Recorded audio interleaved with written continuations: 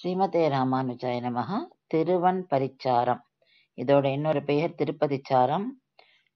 2 மலைநாட்டு திவ்ய தேசங்கள் தமிழ்நாட்டில் இருக்கு, மீதி 11 கேரளால இருக்கு.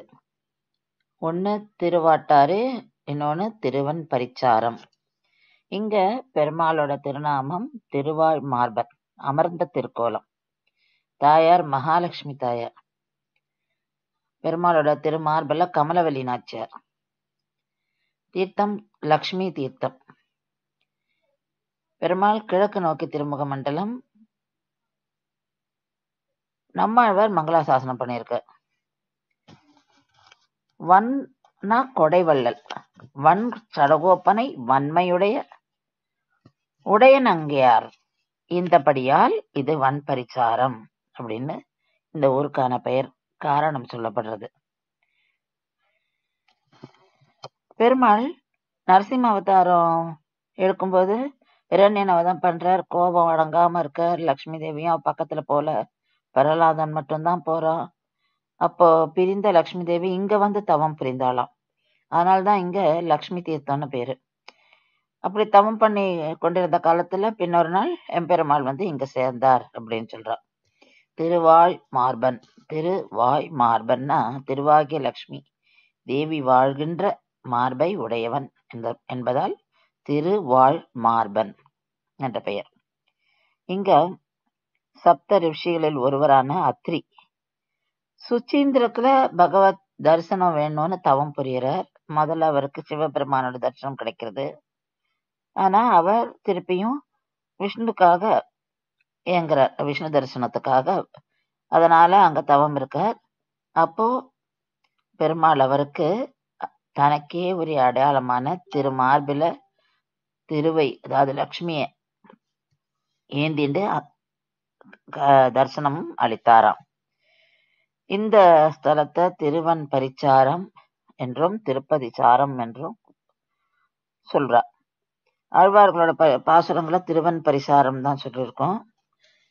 ஆனா இப்ப லோக்கலா இருக்கிற ஆளுக்கு திருப்பதிசாரம் சொன்னாதான் புரியுறது. நம்மாழ்வாரோட திருத்தாயாரின் அவதார ஸ்தலம் இது.